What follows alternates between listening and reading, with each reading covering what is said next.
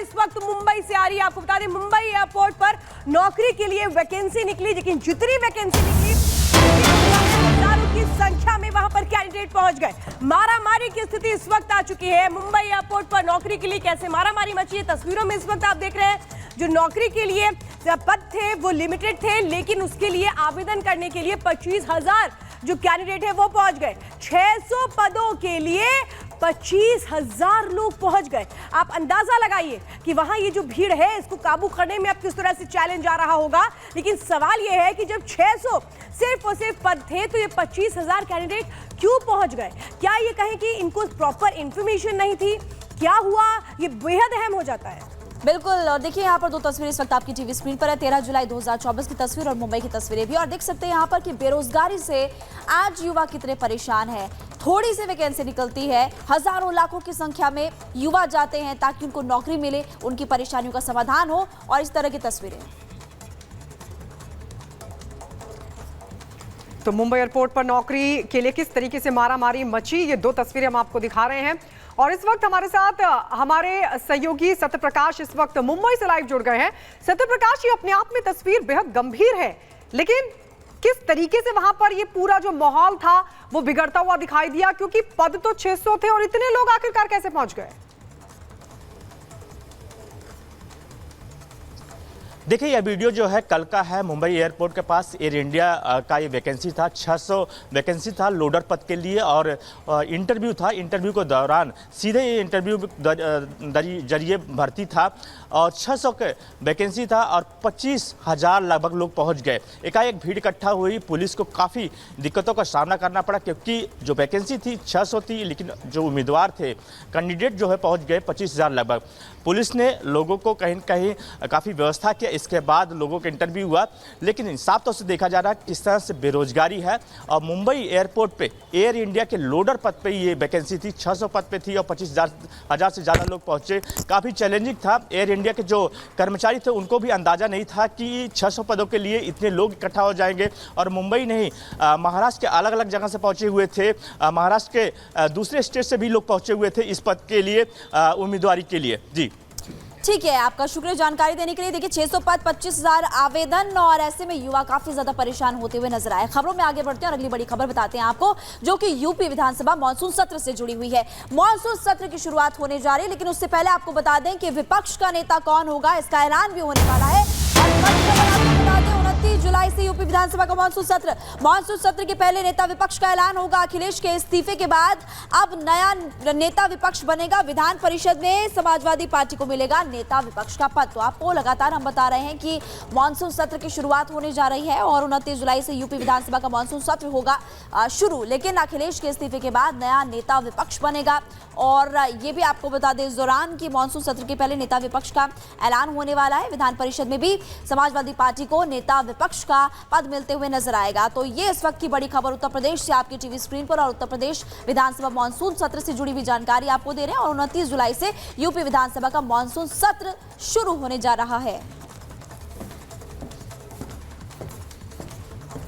और इस बीच एक बड़ी खबर आपको बता दें, और बड़ी खबर यह है कि योगी ही बॉस है। और इस बीच 1 घंटे बाद योगी आदित्यनाथ ने मंत्रियों की बैठक बुलाई है, जिसमें वो मंत्रियों के साथ मंथन करेंगे। 1 घंटे बाद अपने आवास पर योगी आदित्यनाथ ने बैठक बुलाई है। आपको बता दें, जहां एक तरफ उपचुनाव होने हैं उत्तर प्रदेश में 10 सीटों पर, उससे पहले लगातार मंथन चल रहा है, लगातार बैठकों का दौर जारी। और इसी कड़ी में अब योगी आदित्यनाथ ने बैठक बुला ली। 1 घंटे बाद यह बैठक होगी सीएम आवास पर। मंत्रियों के साथ मंथन करेंगे योगी आदित्यनाथ। लोकसभा चुनाव में उत्तर प्रदेश में जिस तरीके का नुकसान उठाना पड़ा, उसको लेकर भी बीजेपी कार्य समिति की बैठक लखनऊ में हुई थी। बीते दिनों जेपी नड्डा भी उस बैठक में मौजूद रहे थे और हार के नुकसान के कारणों को तलाशा गया था। तो वहीं आगे की रणनीति भी बनी थी। और इसी कड़ी में अब योगी आदित्यनाथ की तरफ से 1 घंटे बाद बैठक बुला ली गई है। 11 बजे का वक्त बताया जा रहा है। 11 बजे मुख्यमंत्री आवास पर यह बैठक होगी, जहां पर योगी आदित्यनाथ अपने सभी मंत्रियों के साथ मंथन करेंगे, चिंतन करेंगे, आगे की रणनीति पर विचार करेंगे। किस तरीके की स्ट्रैटेजी अब आने वाले उपचुनाव में अपनाई जाए, उसको लेकर बातचीत होगी। तो अब से 1 घंटे बाद, यानी थोड़ी देर बाद, सीएम आवास पर यह बैठक होने वाली है। योगी आदित्यनाथ 11 बजे अपने मंत्रियों के साथ करेंगे बैठक। और अजय इस वक्त ज्यादा जानकारी देने के लिए, अजय बेहद महत्वपूर्ण बैठक ये मानी जा रही है, ये कहें कि बहुत कुछ इस बैठक के बाद देखने को मिलेगा।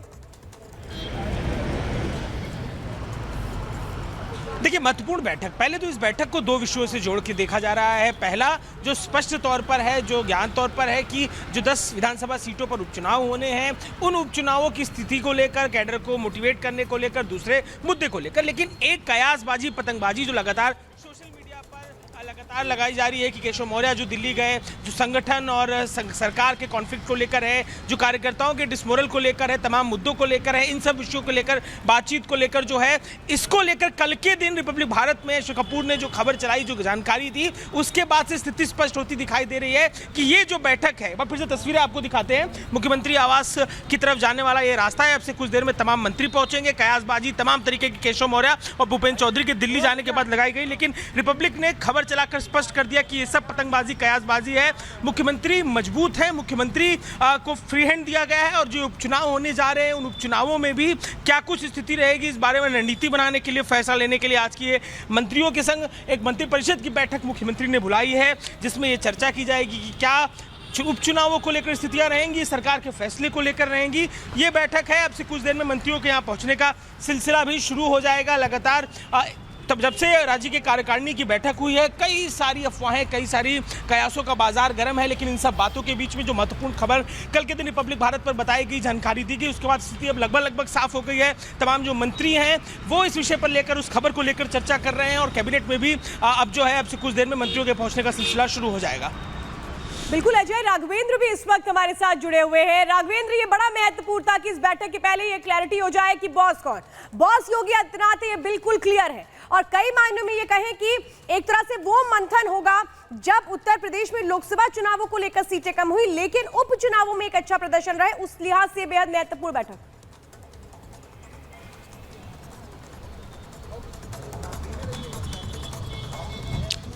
जी देखिए, आज बहुत ही महत्वपूर्ण बैठक है। मुख्यमंत्री आवास पर ही बैठक बुलाई गई है। 11 बजे बैठक शुरू होगी। कहा जा रहा है कि आगामी चुनाव को लेकर के या और भी तमाम जो रणनीतियां हैं, साथ ही जो इस समय खुशी नाखुशी की बात हो रही है, तमाम मंत्री लगातार खुल के बोल रहे हैं कि अधिकारी उनकी सुन नहीं रहे हैं, सरकार और संगठन में तालमेल की कमी है। इन तमाम विषयों पर आज बैठक होगी। कहीं न कहीं मुख्यमंत्री योगी आदित्यनाथ को राष्ट्रीय नेतृत्व से निर्देश मिला है कि ये आपकी जिम्मेदारी है, आप सूबे के मुख्यमंत्री हैं, हमने आपको फ्री हैंड दिया है, तो सबको संभाल के चलिए, सबको सम्मान दे के चलिए, कैसे आगे बढ़ना है आप करिए। चूंकि पार्टी को पता है कि अगर आपस में जिस तरह से कलह की बातें निकल कर आ रही हैं, अगर ये आगे इसे चलता रहा तो जो लोकसभा में ये रिजल्ट आया है, अभी उत्तर प्रदेश में किसी को उम्मीद नहीं थी, यानी भाजपा को, एनडीए के लोगों की उम्मीद नहीं थी जो रिजल्ट आया है, तो ये ऐसे ही नतीजा आगे भी आ सकता है अगर आपस में अगर इसको संभाला नहीं किया। यानी कि जो लीक है अगर उसको भरा नहीं गया तो कहीं न कहीं क्या कहते हैं कि आगे खामियाजा भुगतना पड़ेगा। लिहाजा मुख्यमंत्री योगी आदित्यनाथ को उपचुनाव की पूरी जिम्मेदारी दी गई है, साथ ही आगामी जो और विधानसभा का चुनाव है उसकी भी जिम्मेदारी कहीं न कहीं मुख्यमंत्री को दी गई है। तो इसलिए मुख्यमंत्री की जिम्मेदारी है कि सबको साथ लेकर चलें, सबकी बातें सुने। इन तमाम चीज़ों को लेकर के आज एक महत्वपूर्ण बैठक है। अब देखिए बैठक के बाद